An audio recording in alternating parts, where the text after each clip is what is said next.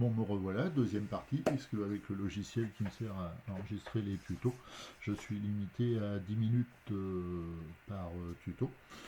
Donc, mais comme je suis un incorrigible bavard, évidemment, ça dure toujours plus de 10 minutes. Donc là, on a vu qu'on avait enregistré le bloc d'adresse. On va pouvoir mettre ici, par le même principe, une formule d'appel qui se trouve là. Formule d'appel, si je vais cliquer dessus, voilà comment ça se présente. Je ne suis pas obligé d'avoir cher monsieur Martin, je peux très bien mettre aucun.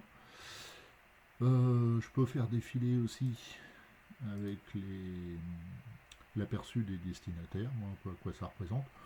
Je pourrais faire éventuellement correspondre les champs s'il y avait quelque chose de mal biselé là-dedans. Bon, là je vais faire annuler parce que je l'ai déjà fait, donc je ne vais pas recommencer. J'ai fait ma formule d'appel, j'ai fait mon numéro de commande, j'ai mis aussi le titre, monsieur, madame, ce qu'on appelle la civilité. Pendant que j'y suis, mon numéro de client est en gras. Moi j'ai choisi de ne pas mettre toutes mes variables en gras. Je l'avais mis dans l'exemple pour que ça ressorte pour vous. J'avais mis numéro de client, bloc d'adresse, formule d'appel, numéro de commande et titre. Je l'avais mis en caractère gras, mais on n'est pas du tout obligé de le faire. Donc voilà ce que ça va donner. Moi ça me convient. Donc je vais voir à l'étape 5 l'aperçu de ma lettre avec les vraies valeurs. Là aussi, je peux très bien faire défiler les destinataires, vérifier que tout est bien présenté.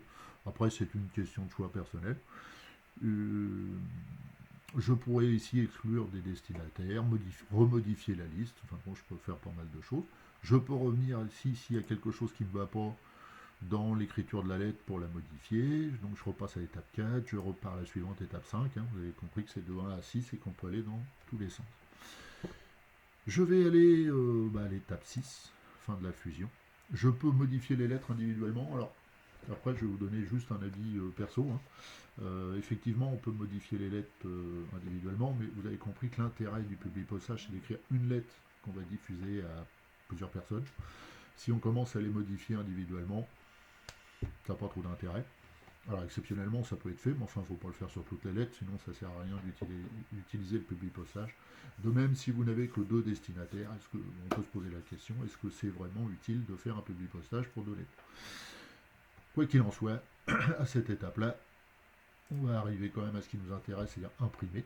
Soit on imprime toutes les lettres, alors l'ancien responsable informatique que je suis vous le conseille pas au début.